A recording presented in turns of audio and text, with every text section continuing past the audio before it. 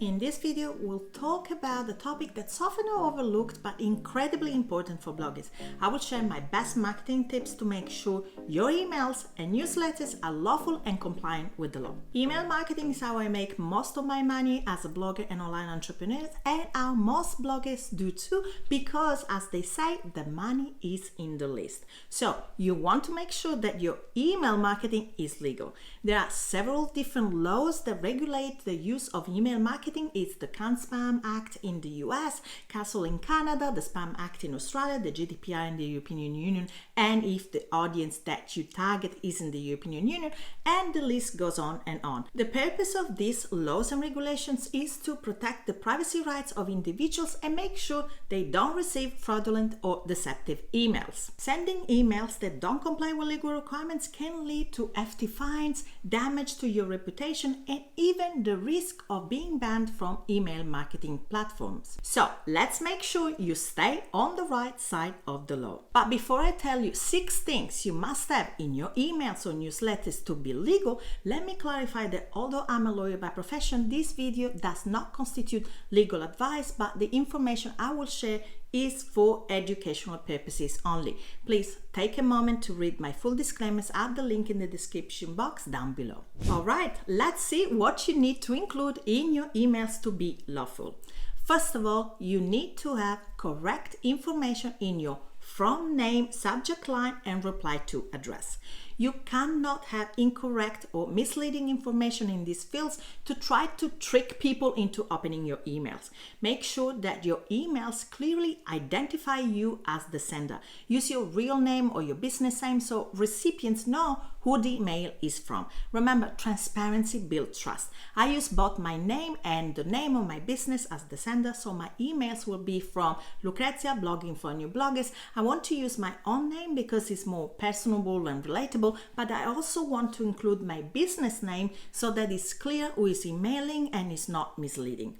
Now, I also want to walk you through the new Gmail and Yahoo email requirements that went into effect in February 2024. Even though these are not legal requirements per se, they're still very important and they can make or break your email marketing game, considering that the majority of your email subscribers will have a Gmail address or a Yahoo email address. So Gmail and Yahoo have set new requirements for bulk senders to reduce phishing and spam. If you don't comply with these new requirements, your emails will not be delivered to any of your subscribers who have Gmail or Yahoo email addresses, which means the vast majority of your subscribers. So these new rules may kill the deliverability of your emails or newsletters and have the potential to really affect your email marketing. These requirements are not totally new. They have always been best practice, and at Blogging for New Bloggers, we had already been implementing this best practice for a while.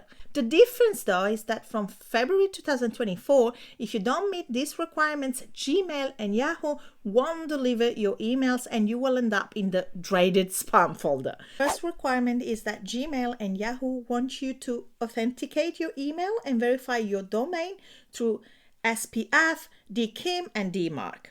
These are all technical terms. For example, DMARC stands for Domain-Based Message Authentication, Reporting, and Conformance. But basically, in layman terms, to make sure that your Gmail and Yahoo subscribers receive your emails, you need to send them from a verified domain. This means 2 things. The first thing is that unfortunately, you can't send your email marketing emails or newsletters from a generic email address like a Gmail address, such as, for example, yourblog@gmail.com.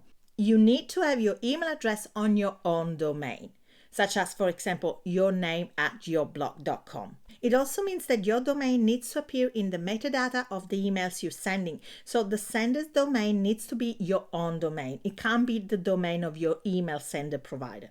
Now, don't worry if you're not a tech person. If you have a Convertkit as your service provider, they can help you set all this up, and your web host can help you with DNS records. I will link to Convertkit and other services that can be helpful for this in the description box down below. So I won't spend too much time on these requirements, but if you want to learn more and would like more help about this, please let me know in the comments and I will make a video all about the Gmail and Yahoo email requirements. But until then, the next requirement for Gmail and Yahoo is that you have a one-click unsubscribe process. So if people want to opt out from your email, they need to be able to do this just by clicking on one single link within your email. Don't get to jump through hoops to unsubscribe. Again, ConvertKit can help you with this. The next requirement is that you keep the spam complaints you receive under a certain threshold, which according to Google should be no more than 0.3%. To be able to keep an eye on your spam rate, I recommend setting up Google Postmaster tools. I've done it for my domain. As you can see, it's very healthy, so I recommend you set it up as well to keep track of any compliance and the quality of your own domain. Now, this recent update in email marketing is a bit tricky, I know, but I also have some great news. There is another recent update in the email marketing trends that is so good and has the potential to really skyrocket your income through email marketing. So stay tuned, as later in this video, I will also discuss this other big change in email marketing. The next thing you must include in your emails or newsletter is a way to opt out of receiving future emails from you at any time as required by law. Basically, you need to have an unsubscribe link and it needs to be clearly visible, easy to locate and understand.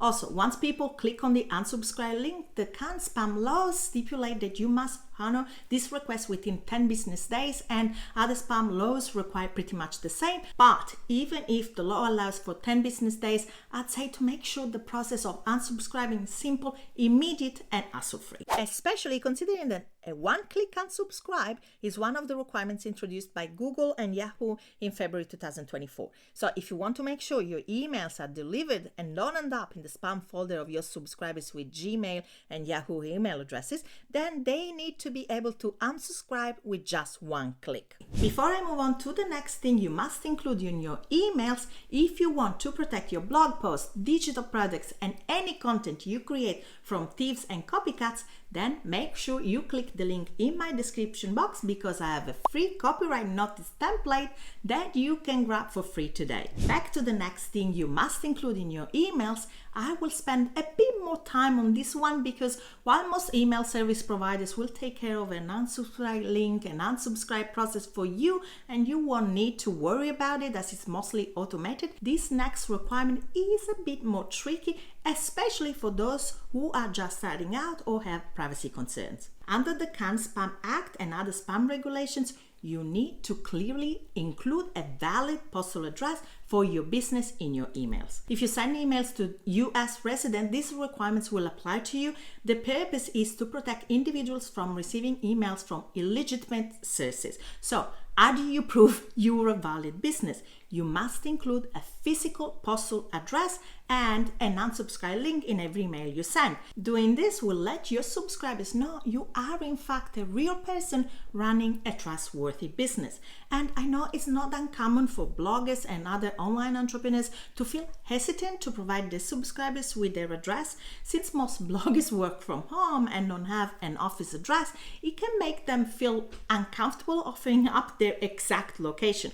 But not providing a physical address can result in fines up to $46,517 for each email you send without an unsubscribe link. I'll say that again, $46,517 for each email. Plus, all legitimate email service providers, ConvertKit, MailerLite, MailChimp, ActiveCampaign, just to name a few, require you to provide an actual location where you can be reached. But if you really don't want to give your home address, don't despair just yet. There are a few ways around this. The law states that you need to provide a valid physical address where you can be reached by mail, but it does not necessarily need to be your home address. If you don't feel comfortable sharing your personal location, you can always use a PO box. This is usually an easy and affordable alternative, so you can contact your local post service for pricing. Another affordable alternative is a mail forwarding service. You can purchase a virtual address for $9.99 a month. Optional services include mail scanning, physical mail forwarding, phone call forwarding, and more. Next, and this is my favorite option, and it's also one of the many reasons I recommend ConvertKit. If you choose ConvertKit as your email service provider, you can actually use their address. I use ConvertKit for my email marketing, but I don't take advantage of this feature because I have a business address. However, this is a fantastic solution if you only have your home address. Here's how it works. ConvertKit allows its user to use their physical address for free in your emails. Doing this will meet the legal requirements of having an address in each email. How great is that? And even if it doesn't happen very often, if someone actually reaches out with written correspondence or legal notice, ConvertKit will open it, scan it, identify which of the customer it was addressed to, and email you a PDF of the scan. Best part is they offer a free plan if you're just getting started. You can check out ConvertKit available plans at the link in my description box down below. Moving on to the next thing to include in your emails or newsletters, it may happen sometimes that within your emails, you may recommend a product, a service, or a tool, and that's totally fine. But if you have a financial relationship with the brand, merchants you mention or endorse, then you will have to disclose this relationship. You will have to include a disclosure within your email. So, for example, if you're using an affiliate link and if they click and buy from your link, you get an affiliate commission, you must disclose that. If you're based in the US, this is a legal requirement as per Federal Trade Commission guidelines, and if you don't comply, you can get fined. But even if you're not based in the US, if you target an international audience, I would still have all the required disclosures to be transparent with your subscribers, to build trust, and to meet the same legal standard, as they don't necessarily know what laws and regulations apply or don't apply to you, so they might think you're not compliant. So always disclose. And now, speaking of affiliate links within emails, it's time for some great news. As you may know, under the Amazon Associates Operating Agreement, you were not allowed to put affiliate links to Amazon products directly within the email. It was against their terms of service, and they could kick you out of the program if you did that. However, the Amazon Associates Operating Agreement was updated in March 2024, and as a result, as long as your subscribers have opted in your emails or newsletters, you are indeed allowed to include Amazon affiliate links within your emails. Yay! That's game changer, and considering emails convert exponentially better than blog posts or social media posts, this update really has the potential to skyrocket your affiliate marketing income. Just make sure to always include an affiliate disclosure compliant with the Amazon Associates Operating Agreement and Terms of Service. By the way, if you're enjoying the tips so far, hit the subscribe button to get more tips on how to grow your blog and protect it legally. You can subscribe, it's free. Back to the next thing to include in your emails, you will also want to make sure you have disclaimers in place if you share tips and provide educational content within your emails or newsletters. A disclaimer is a statement that allows you to deny or disclaim any liability for the information and advice you provide.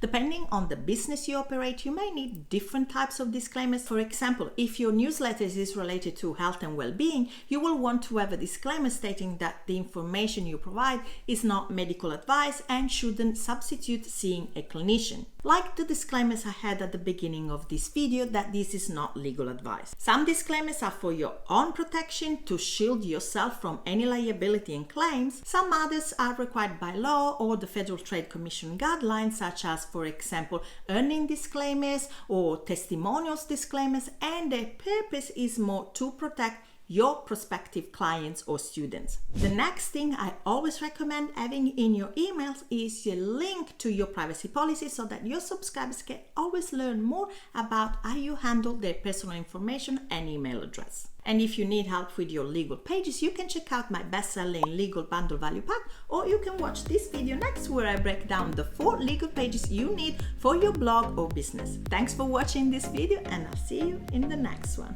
Ciao, e a presto!